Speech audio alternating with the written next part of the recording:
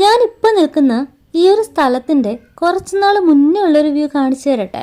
ദേ നോക്കിയേ, എത്ര മനോഹരമായിട്ട് പൂവിട്ട് നല്ല അടിപൊളിയായിട്ട് കിടന്നൊരു പ്ലേസ് ആണെന്നറിയോ. ഇപ്പോൾ ഇതാണ് അവസ്ഥ. മഴക്കാലത്തെ അതിജീവിക്കാൻ നമ്മുടെ 10 മണികൾക്കായില്ല കേട്ടോ. അതുകൊണ്ട് തന്നെ മൊത്തം നശിച്ചു. പിന്നെ കാട് കൊണ്ട് മൂടിക്കിടക്കുകയാണ്. ഇപ്പോഴാണെങ്കിൽ മഴയൊക്കെ മാറി ആകാശമൊക്കെ ഒന്ന് തെളിഞ്ഞിട്ടുണ്ട്. ഇനി ഞാൻ വിചാരിക്കുന്നത് പഴയതുപോലെ അല്ലെങ്കിൽ പഴയതിനേക്കാളും ഭംഗിയായിട്ട് ഈ ഒരു പ്ലേസിനെ മാറ്റാനാണ്. ഈ മണ്ണ് നന്നായിട്ട് ഉറച്ചു പോയിട്ടുണ്ട്. അതുകൊണ്ട് തന്നെ കാട് പറിക്കാനായിട്ട് നല്ല ബുദ്ധിമുട്ടുണ്ടേ.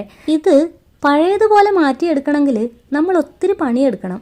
കാരണം ഈ മണ്ണൊക്കെ തിരിച്ചെടുത്ത് കമ്പോസ്റ്റും ചാണകപ്പൊടിയും ഒക്കെ ചേർത്ത് പിന്നെ ഫില്ല് ചെയ്യണം. ഒരു ചെടി എന്ത് കാരണത്തിൻ്റെ പേരിൽ നശിച്ചു പോയാലും ഞാൻ ആ ഒരു മണ്ണിലേക്ക് മറ്റൊരു ചെടി വച്ചു കൊടുക്കില്ല കേട്ടോ.